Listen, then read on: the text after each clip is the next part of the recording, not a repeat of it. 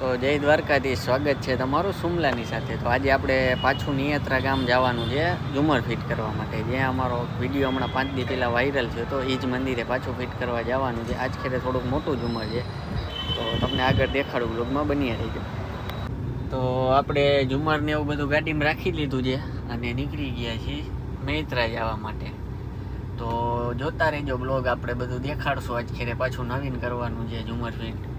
આવી રીતના આપણે ઝુમર રાખ્યું છે. આજ ખેરે થોડુંક મોટું ઝુમર છે એટલે નાસ્તો કરવા આવી ગયા છે.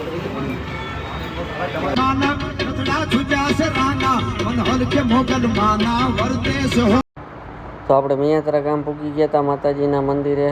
માતાજીના મંદિર તમે જોઈ શકો છો, અને આમાં અમારું ફિટિંગનું કામ ચાલુ કરી દીધું હતું.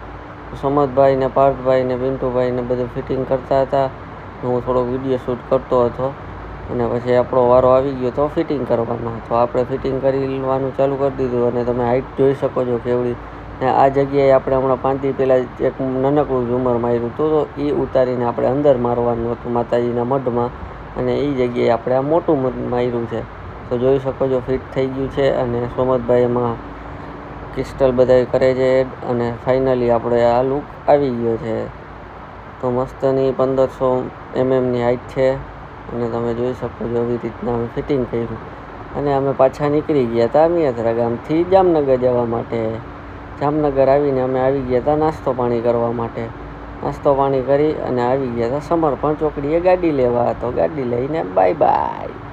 વિડીયો સારો લાગ્યો હોય તો લાઈક, કોમેન્ટ અને શેર કરી દેજો. બધાને રામ રામ.